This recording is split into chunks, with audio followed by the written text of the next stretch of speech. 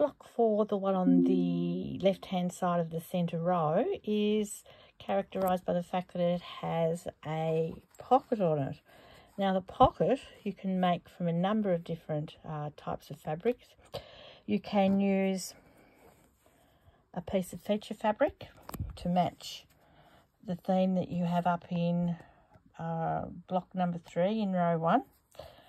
Or you can, like I have done for this one here, on this pink themed one, used an embroidery that was on an old pillowcase to make a pocket. Or you can use an embroidery stitch out that you may have hanging around that you don't know what to do with.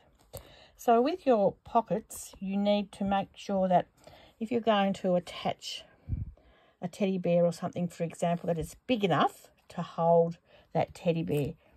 So this pocket here, so what you do, right sides together, of course, you sew up the sides, along the top and down the edges, turn it through, and the bottom raw edge will go down in the seam here. If you haven't got a piece that you'd really like to use that isn't quite tall enough, then put it up where it comes to. You need to have it up about 1.5 inches on the top of your block. And if it's too short, then just cover up the raw edges with a piece of ribbon, which is what I've done quite a few times.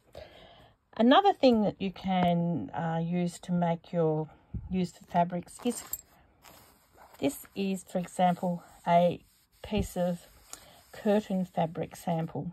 So you can get those fairly cheaply at curtain fabric shops, or sometimes op shops have them because they're given away to them from the curtain shops, and you can get some really lovely textured pieces of fabric. And because you're just making a pocket, you have probably got enough space to be able to cut that piece of sticky cardboard off, and because some of these are really hard to get off. So that's what you can make your pockets out of. Now I attach a couple of keys to these. This is a fairly long piece of cord because I allow for that so that if the nurses deem it fit that this needs to be very short, then they can tie a rather large knot in it and become short.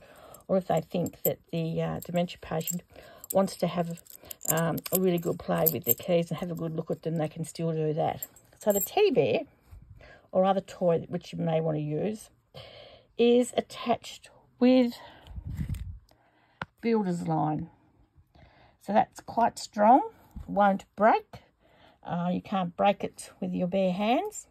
And so I just get a really large needle with a large eye and thread the builder's line through and knot it halfway up, and then put a knot up so that it goes into the seam. So these are machine embroidered teddy bears out of polar fleece, which I make. So it's block number 4, but that you can use a variety of bits and pieces for to embellish. And with the pink themed one here, I've actually put lace down the side of it. So as I said, it's up to you. Go ahead and try to your heart's content to get all the bits and pieces, but remember, safety is #1 priority. That's block number 4.